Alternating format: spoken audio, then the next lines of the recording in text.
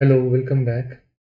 आज के वीडियो बहुत ही इम्पोर्टेंट होने वाला है, इसलिए लास्ट तक बने रहना। ठीक है। चलो बात करते हैं कि इस कंडीशन में, मार्केट कंडीशन में सबसे जो पैनिक चीज़ हुई है वो है कि ऑयल प्राइस का बढ़ना। आप देख सकते हो कि 69 से लेके प्राइस डायरेक्टली 102 102 तक शूट अप हुआ है। मतलब लगभग अप्रोक्सीमेट पकड़ लो तो आप 40-45% के आसपास ऑयल प्राइस शूट अप हुआ है, जिसके वजह से पूरे मार्केट में पैनिक है। और यूएस ईरान का वापस जो चल रहा है वो डील यहाँ पे अगेन कंप्लीट नहीं हो पाई उनकी। सही है। तो इसी कंडीशन में मार्केट ओवरऑल सभी ग्लोबल मार्केट भी हम देखें तो वो पैनिक में ही चल रहे हैं। सेकेंड चीज कंसर्न थोड़ा है कि ये डॉलर का प्राइस आप देख सकते हो कि ये 101 के ऊपर ही है। तो ये एक कंसर्न है। ठीक है। हम थोड़ा भी ग्लोबल मार्केट भी देख लेते हैं।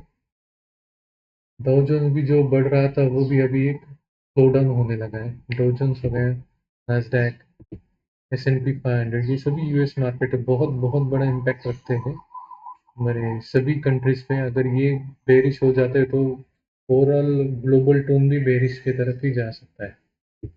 ये जर्मनी, जापान, जापान जर्मनी भी देखो, सॉरी जापान एक डाउन ट्रेंड में ही चल रहा है।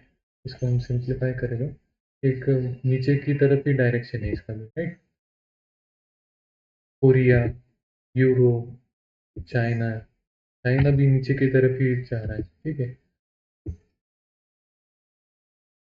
आते हैं हम निफ्टी पे, जो कि हमारे लिए बहुत इंपॉर्टेंट हो जाता है। आप देख सकते हैं निफ्टी एक साइडवेज ट्रेंड में ही फंसा है कब से, बहुत टाइम से। हमने जो ये ट्रेंड लाइन मार्क की थी इसके ऊपर अभी इसने बराबर फ्राइडे के दिन सपोर्ट लिया है।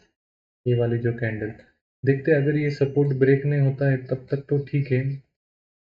अगर ये ब्रेक डाउन हो जाता है आने वाले कुछ हफ्तों में तो फिर ये अगेन बहुत एक नए बेयर रैली के लिए, यानी कि डाउनवर्ड ट्रेंड के लिए मार्केट जा सकता है। ठीक है। हमारे लिए जो इम्पोर्टेंट लेवल है वो है 24,524 600 के ऊपर। मैं लिख देता हूँ यहाँ पे 24,600 जो निफ्टी का लेवल है।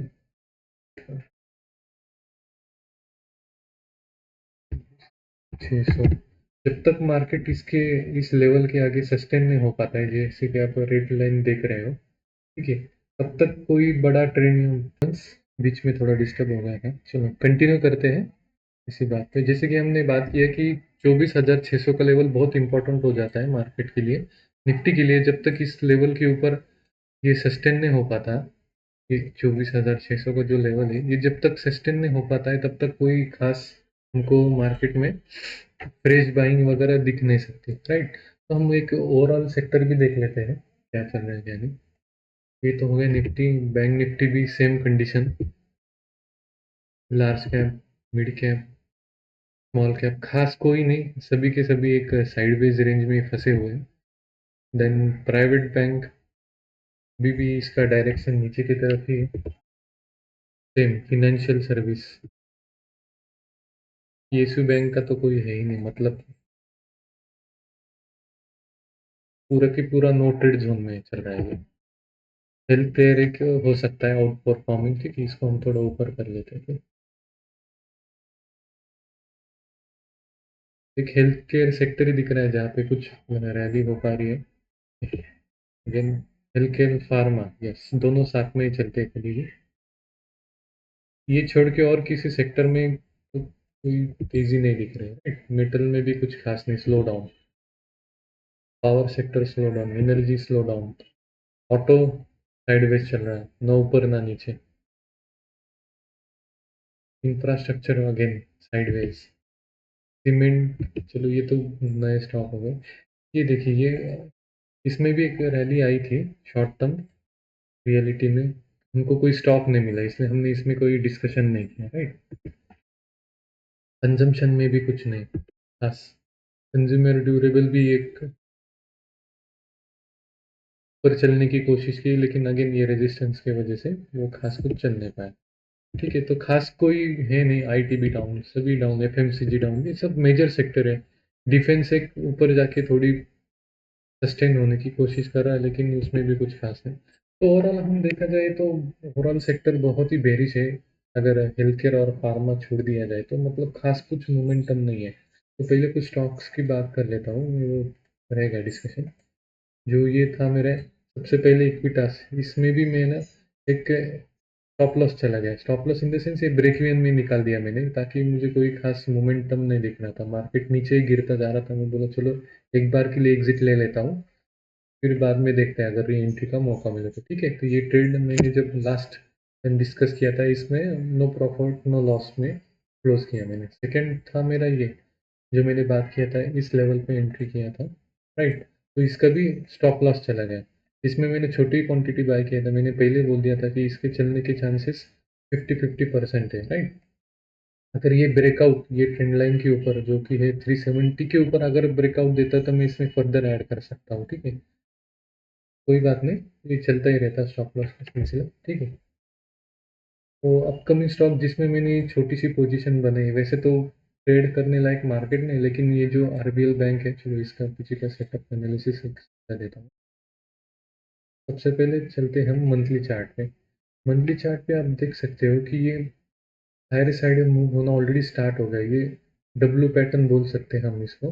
अगर आप ने कभी चार्ट स्टडी किया होगा तो इसको डब्ल्यू पैटर्न बोलते हैं, ये वाला जो है ये डब्ल्यू पैटर्न का। तो ऑलरेडी एक ब्रेकआउट हो गया है। ठीक है, ब्रेकआउट के ऊपर ये सस्टेन कर रहा है in spite of bad market condition. अगर हम ये लास्ट पीरियड देखें जहाँ पे मार्केट फॉल हुआ था, तो ये पूरे पीरियड में इसने कंसोलिडेट किया है, यहाँ पे कुछ भी फॉल नहीं हुआ है। ठीक है, तो इसीलिए मुझे ये ट्रेंड लाइन पे मिला था सपोर्ट पे।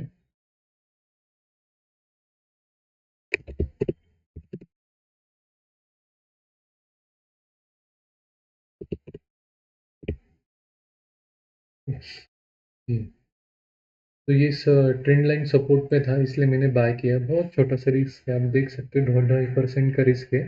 इसलिए और भी डिटेल एनालिसिस कर सकते हैं, लेकिन आप बस एक मोटा मोटी आपको समझा दिया कि किस बेसिस पे मैंने लिया है।